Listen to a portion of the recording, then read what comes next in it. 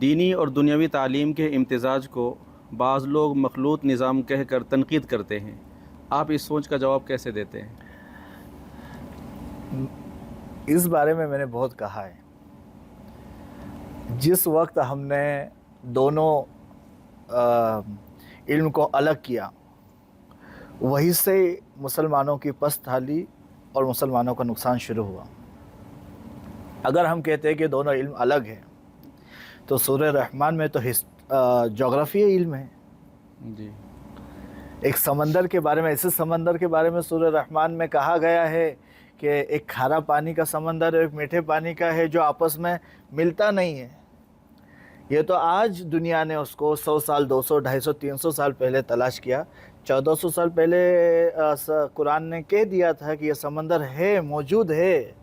تو جغرافیائی نالج ہم کو قرآن سے ملتا ہے. جی. سائنس کا نالج ہم کو قرآن سے ملتا ہے. اور بہت میں شاید ہو سکتا ہے کہ میری بات بہت سارے لوگوں کو پسند نہ آئے، لیکن اللہ سے بہتر حکمت والا کون ہے؟ اگر اللہ کے نظر میں نالج اور علم کا مطلب صرف قرآن اور حدیث ہوتا تو اللہ اقرا حدیث کہتا، اقرا قرآن کہتا. اللہ نے صرف اقرا کہا ہے. اللہ نے تو کوئی امتیاز نہیں کیا. جب اللہ نے کوئی امتیاز نہیں کیا ہے تو ہم کون ہوتے امتیاز کرنے والے ہیں؟ یہ مخلوط تعلیم جو ہے کہ لڑکا لڑکی ساتھ میں بیٹھے ہوئے ہیں، پڑھ رہے ہیں، اس چیز کو آپ کیسے؟ مخلوط تعلیم کی اگر بات ہے تو ایسے ادارے ہونا چاہیے. میں خود ایسے ادارے سے پڑھا ہوں. مولانا میں آپ کو ایک بات کہوں، شاید آپ کو یقین نہ آئے. میں ریت ایک انسٹیٹیوٹ، ایک سنستھا ہے، بہت بڑی ہے اور گورنمنٹ سے اس کو مانیتا پراپت ہے اور بہت سالوں سے کام کرتے آ رہی ہے. گورنمنٹ ہی اس کو چلاتی ہے. میں اس سے پڑھا ہوں اور آپ کو جان کر تعجب ہوگا کہ آج سے 15 سال پہلے، 10 سال پہلے جو انسٹیٹیوٹ شروع ہوئی تھی، 20 سال پہلے شروع ہوئی تھی. میں ایک دیہات سے آتا ہوں. ہمارے دیہات کے اندر گورنمنٹ کی انسٹیٹیوٹ دونوں الگ تھے. لڑکیوں کی بلڈنگ الگ تھی اور لڑکوں کی بلڈنگ الگ تھی. یہ دیہات میں اور گورنمنٹ نے کیا ہے. تو یہ ہونا چاہیے. اگر کوئی یہ سمجھتا ہے کہ یہ مولوی ہے اور یہ دونوں چیزوں کو الگ ہی کرنے کی بات کریں گے اور یہ ویسٹرن کلچر کو ایکسیپٹ نہیں کریں گے تو ان کا نظر خراب ہے. اگر ہماری نظر خراب ہے تو معاف کیجئے، آپ کی نیت بھی خراب ہے. صحیح بات ہے. تو جہاں تک ہو سکے، ممکن اگر ہو، جہاں تک کہ ممکن ہو، دونوں تعلیم کو علیحدہ رکھنے کی کوشش کرنا چاہیے.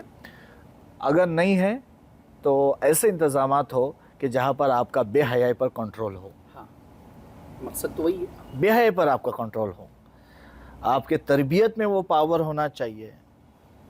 کیونکہ آپ ٹھیک ہے پڑھ تو لیں گے الگ الگ، لیکن مارکیٹ میں جانے کے بعد میں کیا لڑکیوں کے مارکیٹ الگ بنا دیں گے، لڑکوں کے مارکیٹ الگ بنائیں گے آپ؟ تو نہیں ہو سکتا. کیا لڑکیوں کے شہر الگ بنا دیں گے، لڑکوں کے شہر الگ بنا دیں گے؟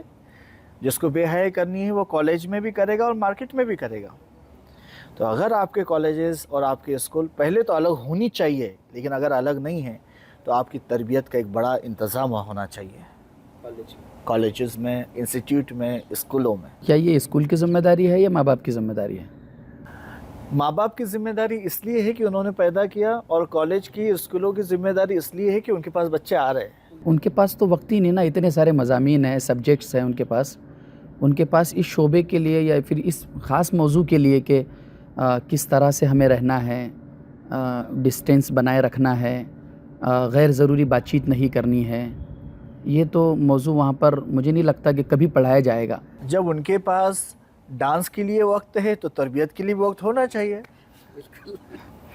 ادرس گیدرنگز کے لیے وقت ہے. کیونکہ میں جتنا اسکول کو جانتا ہوں، میں اسکول میں جتنا میں اسکولوں کو باریک سے دیکھ رہا ہوں، خاص کر ہمارے اسکولوں کو، کونڈوا کے اسکولوں کو. جی. یہ آپ کا ویڈیو باہر آنے کے بعد میں ہو سکتا ہے اسکول والے میرے دوست شاید مجھ سے ناراض بھی ہو، لیکن معذرت کے ساتھ کہ آپ کے پاس اگر اتنا وقت ہے کہ آپ ادرس گیدرنگز اور ادرس ایکٹیویٹیز کو اتنا وقت دے سکتے ہیں تو تربیت کو بھی آپ وقت دے سکتے ہیں. تربیت کے لیے کیا طریقہ کار اختیار کرنے چاہیے اسکول والوں کو؟ یہ انہوں نے مدارس والوں سے سیکھنا چاہیے.